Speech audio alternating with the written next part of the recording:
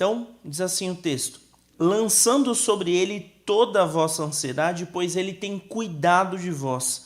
Tende bom senso e estai atentos. O diabo, vosso adversário, anda em derredor, rugindo como um leão que procura a quem possa devorar. Resiste-lhe firmes na fé, sabendo que os mesmos sofrimentos estão acontecendo entre vossos irmãos no mundo. E o Deus de toda graça, que em Cristo vos chamou à sua eterna glória, depois de haverdes sofrido um pouco, Ele mesmo vos haverá de reabilitar, confirmar, fortalecer e alicerçar. A Ele seja o domínio para todos sempre. Amém. Senhor, fala conosco através da Tua palavra, que possamos crescer, Senhor, em conhecimento e possamos, Pai, ter o caráter moldado à medida do caráter de Cristo.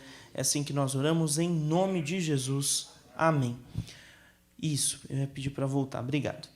Irmãos, a gente precisa entender qual é o contexto aí do livro de 1 Pedro. Ele foi escrito provavelmente entre os anos de 62 e 64 depois de Cristo pelo apóstolo Pedro.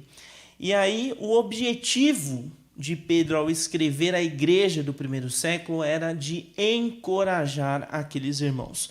Aqueles irmãos que viviam na região da Ásia Menor, onde a gente conhece aquele território ali pertencente à Turquia. Por que encorajar? Porque aqueles irmãos estavam sendo duramente perseguidos. Aqueles irmãos sofriam na pele, porque eles escolheram professar a fé em Jesus. Em um período onde a perseguição era extrema, as pessoas morriam. Tiago, o irmão de Jesus, foi morto num contexto de perseguição. Os apóstolos, segundo a tradição, sofreram, com exceção de João, por conta da perseguição. E é esse o contexto que a gente observa aqui. Então,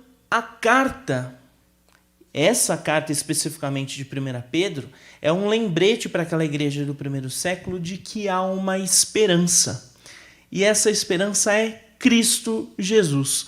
Aquelas pessoas estavam desanimadas, aterrorizadas, amedrontadas, porque elas poderiam acordar num dia e no meio dele serem atacadas pelas forças de repressão que viam ali o cristianismo como uma facção saída do judaísmo, mas um grupo extremista, alguém que era um perigo à política do Império Romano. E é por isso que aí há um processo de perseguição e Pedro escreve aos cristãos dizendo: olha, há esperança. E essa esperança é Cristo Jesus. O convite do Senhor, por meio das palavras do apóstolo Pedro, é para que nós apresentemos a Ele todos os motivos de preocupação, aqueles motivos que nos têm gerado ansiedade, aquilo que tem preocupado os nossos corações. Porque essas coisas não devem nos fazer perder a paz. E tem muita coisa que nos faz perder a paz. Muitas coisas. São os boletos que não param de chegar. São os tributos que estão aí. E ai da gente se a gente não pagar, né, um IPTU aí. São muitos. É questão da criação dos filhos. Aqueles que ainda nem têm filhos, né? Como serão os filhos? Questão do casamento. Como conciliar, né? O casamento, o caráter sendo moldado ali pela esposa, pelo marido também, esse relacionamento. A questão da liderança. Conheço muitas pessoas que sequer conseguem dormir à noite pensando na responsabilidade que tem de liderar um ministério na igreja. Aquilo que deveria ser uma alegria para muitos é uma grande preocupação. Essas preocupações, elas devem ser entregues na mão do Senhor. Isso aponta para um princípio bíblico. A gente vê isso em toda a Bíblia. É a questão da confiança no Senhor. Nós precisamos confiar. E nós temos dificuldade nisso. Nós temos muita dificuldade de simplesmente dizer para o Senhor: Pai, eu não consigo, mas eu entrego nas tuas mãos, me ajude a superar. Eu confio no Senhor. Então a ideia aqui é que nós entreguemos nas mãos do Senhor e confiemos que Ele vai cumprir não a nossa vontade, mas aquilo que é a vontade dEle, o propósito dEle, que muito melhor, é muito melhor do que a nossa vontade. Às vezes a gente tem uma ideia, né, um objetivo, um alvo, achando que aquilo vai ser o melhor para a nossa vida. Gente, às vezes Deus vem e nos dá um baile mostrando que a vontade dele é muito superior.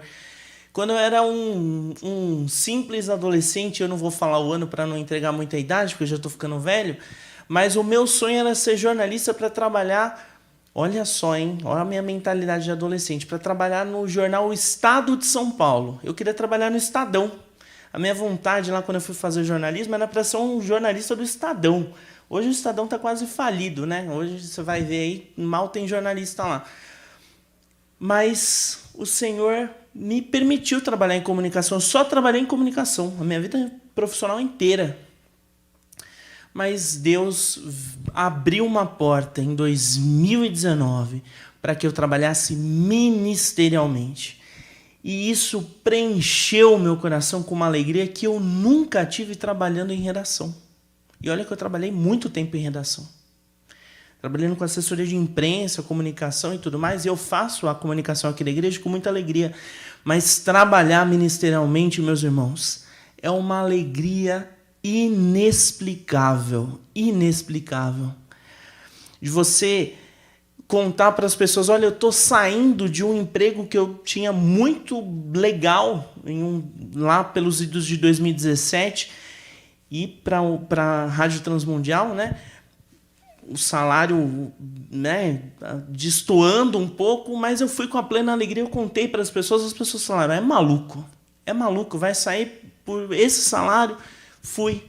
E Deus supriu, e Deus supre. Sabe por quê? Porque nós temos que confiar. E quando nós confiamos, Deus entra com a providência. E aí eu passei necessidade? Não passei. Passei dificuldade? É questão de apertar os cintos mesmo. E confiar, e crescer. E Deus abriu as portas. Deus me mandou para o seminário. Eu tinha dinheiro para custear o seminário? Eu não tinha dinheiro. Mas Deus entrou com a providência. E Deus apresentou irmãos que caminharam comigo durante os 4 anos do seminário. E Deus me apresentou uma igreja que me acolheu de braços abertos. Eu sou extremamente grato aos irmãos, porque os irmãos são um instrumento do Senhor para me edificar. Eu sou muito grato pelos irmãos, por essa igreja, pela liderança dessa igreja.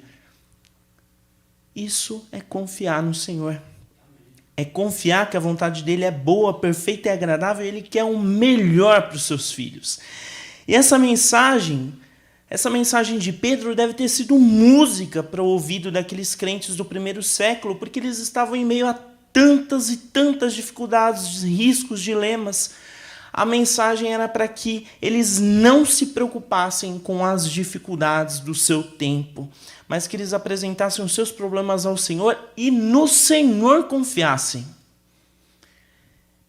Essa mensagem é para a gente. Hoje, dia 4 de junho de 2025, essa mensagem que Pedro escreveu para a igreja da Ásia Menor, ela vale para a gente aqui em São Caetano do Sul, no Brasil. Qual é a ansiedade, a preocupação que nos tem impedido de viver uma vida com mais intimidade com Jesus? O que é aquilo que tem impedido que a gente invista 40, 50 minutos, 1 hora por dia de leitura bíblica, de oração, falar com o irmão, perguntar como é que ele está? O que tem preenchido o nosso horário, a nossa agenda, que tem nos afastado do Senhor?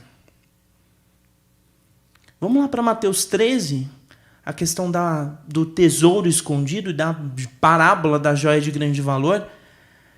Aquele homem descobriu um tesouro escondido de valor imensurável. Ele vendeu todas as propriedades, tudo aquilo que ele tinha, comprou, tomou posse daquele terreno. E a outra parábola é da parábola da joia de grande valor, a vida eterna. Nós temos Cristo, o tesouro escondido que se revelou, que se revela através das Sagradas Escrituras. E em Cristo nós temos vida eterna. O que nós temos abandonado para viver uma vida com Cristo? Se é que nós temos, é isso que nós precisamos refletir. Nós temos que abandonar aquilo que nos afasta do Senhor, Porque provavelmente ou é alguma questão, algum pecado, ou é algo que o seu coração tem feito de ídolo e que tem ocupado o coração. O lugar no seu coração que tem que ser do Senhor. Essas coisas que nos afastam do Senhor, essas coisas que nos impedem de confiar no Senhor, lancemos para o Senhor e confiemos. Quando nós caminhamos firme no Senhor, nós não damos brechas para que o inimigo esteja em nossa vida, porque a palavra de Deus diz que ele está ao derredor, rugindo, procurando a quem atacar. Então, quando por impulso a gente tenta controlar uma ansiedade ou tentar dar fim a alguma preocupação, a gente acaba metendo os pés pelas mãos. Isso em vários assuntos. Seja na administração do nosso tempo, em questões financeiras, na nossa saúde, na forma como a gente trata a nossa família, às vezes na forma como nós tratamos uns aos outros aqui na igreja. Quando a gente tenta resolver na carne, com a nossa natureza humana, aquela que não foi afogada lá pelo batismo plenamente, isso daí é o problema. Nós precisamos entregar nas mãos do Senhor, confiar e vigiar, porque o inimigo está ao derredor. Isso quer dizer que ele está buscando uma porta aberta para atacar. E o que é a porta aberta? A porta aberta é todo pecado. Todo pecado. O pecado funciona como uma porta aberta para que o diabo tente entrar nas nossas vidas. Quando nós não confessamos o pecado, quando nós não nos arrependemos, e nós sabemos que nós pecamos, mas nós não confessamos ao Senhor, quando a gente pratica de forma sistêmica esse pecado, nós arreganhamos as portas. A gente não dá brecha, a gente abre a porta para que o inimigo atue em nossas vidas. Como? Nos prejudicando, tirando a nossa disposição, esfriando a nossa fé. E o esfriamento espiritual, irmão, é uma das 3 mortes na vida do crente. O esfriamento espiritual é a morte espiritual. E a morte espiritual aponta para a morte física que todos nós passaremos se o Senhor não voltar antes. E a terceira morte é a morte eterna, a condenação eterna. E a condenação eterna é viver a eternidade, passar a eternidade, né? Porque viver é uma palavra que tem um aspecto positivo. Passar a eternidade longe do Senhor. Essa é a pior condenação que pode haver. Então, é por isso que nós devemos vigiar. A gente tem que ser sábio, perseverando firmes na fé. E a fé é alimentada todos os dias. E a fé aqui, que Pedro escreve, é o sentido da fé salvadora, aquela que se tem quando se crê em Cristo. Não é aquela coisa genérica aí que o pessoal canta, né? Andar com fé eu vou, porque quem tem fé, nem lembro a letra da música, né? Não costuma falhar, ou falhar, né? Aqui é a fé salvadora, aquela que a pessoa rasga o coração e crê que Jesus é que pode transformar a vida, pode curar, pode restaurar, que provoca profunda transformação e redenção completa. Então a orientação bíblica é para que resistamos ao inimigo, para que a gente fuja do inimigo. Isso quer dizer que nós somos de um exército, o exército de Cristo nessa geração. Nós somos aqueles que rebatem, que combatem fortemente as investidas do inimigo. Nós devemos ser conhecidos dessa forma. A gente não pode ser conhecido como aqueles que flertam com o pecado. E nós só podemos ser resistentes às investidas do inimigo, irmãos, se nós caminharmos em uma vida de devoção e santidade. É para isso que nós somos chamados. Uma vida de devoção e santidade vai nos trazer alguns sofrimentos. Saiba disso. C.S. Lewis fala em um de seus livros, né, que se você procura uma religião que seja cômoda, que seja satisfatória, tranquila, ele fala assim, olha, ele falou, né, assim, eu não recomendo o cristianismo. Porque o cristianismo, qual que era a ideia de Lewis aí? O cristianismo é de confrontação, você é colocado contra a parede. Porque você precisa ter o seu caráter restaurado, mudado, transformado. Então o Espírito Santo vai te confrontar para que aquilo que tem tomado o seu coração por parte da natureza humana caia por terra, para que você seja mudado de fato, que haja uma transformação sincera. E esses sofrimentos, eles são um sinal de que você não compactua com a cultura deste século. Porque nós temos que fugir da cultura que está sendo pregada por aí. A gente precisa ir na contramão do que traz esse mundo. A questão do prazer, do dinheiro fácil. A gente tem visto aí, né? Essa praga dessas bets aí, a gente já falou sobre isso aqui na igreja. Tudo isso aí é o que o mundo fornece para as pessoas.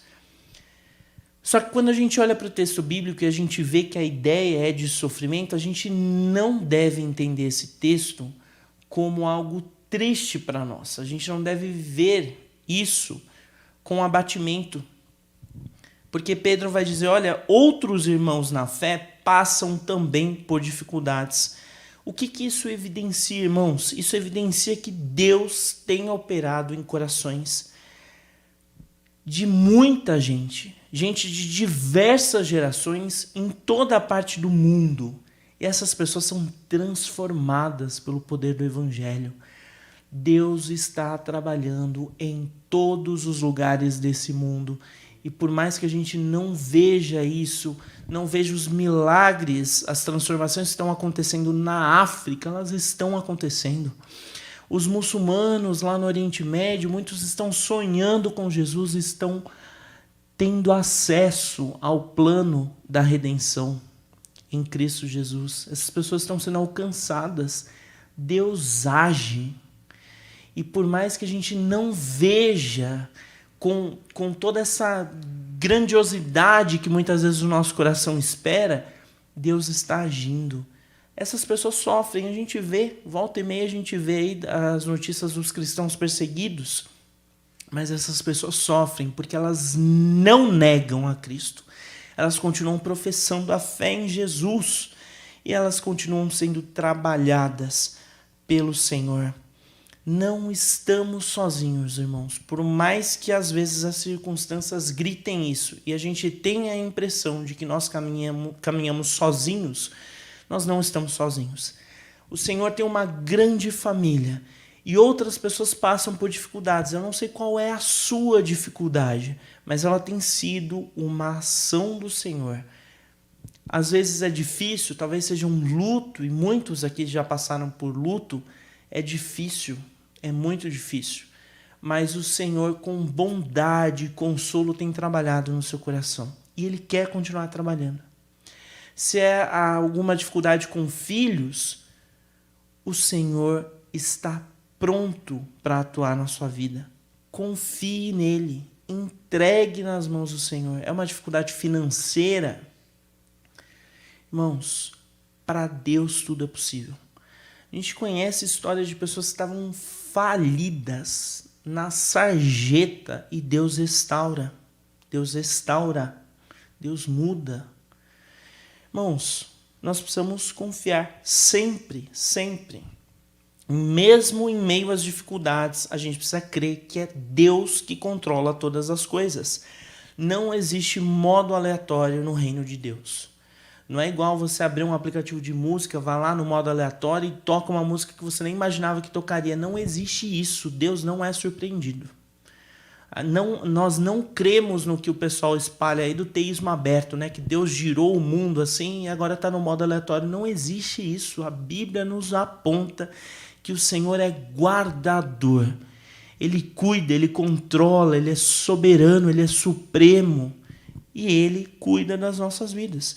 É por isso que Pedro diz, e o Deus de toda graça, que o chamou para si por meio de Cristo, depois que vocês sofrerem um pouco, enquanto tinham um caráter moldado e eram santificados, esse mesmo Deus vai restaurar vocês. Por quê? Porque ele firmará vocês cada vez mais em Cristo. Porque é essa a ideia da caminhada cristã, que nós sejamos cada vez mais firmados em Jesus. Ele vai fortalecer o seu caminhar e ele, o próprio Deus, vai ser a sua pedra fundamental. Aqui é a ideia do alicerce. Ele vai ser a base da sua existência, da sua caminhada, porque você estará sobre um firme fundamento. Ele vai ser o seu alicerce, meu irmão. Pode vir ventania, qualquer onda, tribulação, nada vai te abalar, porque você está firmado na firme rocha, você está sustentado na firme rocha. Então, quando nós temos consciência disso, a gente pode repetir o que Pedro disse: a ele seja o domínio para todo sempre, em todas as áreas, sobre todas as coisas. Então, meu irmão, eu não sei qual é a dificuldade pela qual você passa, mas o lembrete do Senhor é: confie que Deus está à frente, que esse processo é um meio pelo qual Ele tem trabalhado o seu coração, por mais doloroso que seja. E todos nós temos processos dolorosos dentro do nosso coração, em algumas áreas, mas todos nós aqui temos. E o Senhor quer trabalhar através deste processo, para que a vontade dele seja feita na sua vida, não a sua, porque a sua, muitas vezes, pode te levar para uma vida de frustração. Eu fico imaginando como eu seria frustrado se eu fosse jornalista lá naquele jornal que eu falei para vocês hoje. Imagina, trabalhando até 11 da noite hoje, fechando o jornal. Imagina. É isso, o Senhor tem coisa muito melhor para a gente, muito melhor. E é por isso que a gente precisa lembrar das palavras do salmista. Salmo 27:14. Espere pelo Senhor e seja valente e corajoso. Sim, espere pelo Senhor. Irmão, espere pelo Senhor, espere no Senhor. Coloque o seu coração no Senhor, porque Ele continuará fazendo. Ele fará obras ainda maiores. E Ele nos chamou para si. Esse é o melhor convite que nós poderíamos ter. Confiemos no Senhor. Amém? Senhor, nós te agradecemos por essa mensagem, Pai. Completa a tua palavra. Que sejamos, Pai, confrontados, lembrados sempre do teu amor e que nós possamos descansar em Ti, entregando, Senhor, lançando tudo aquilo que é ansiedade, tudo aquilo que é preocupação nos teus pés, Pai, aos teus pés, e que nós possamos caminhar em maturidade, aprendendo mais de Ti pelos méritos de Jesus. É assim que nós oramos em nome de Cristo Jesus. Amém.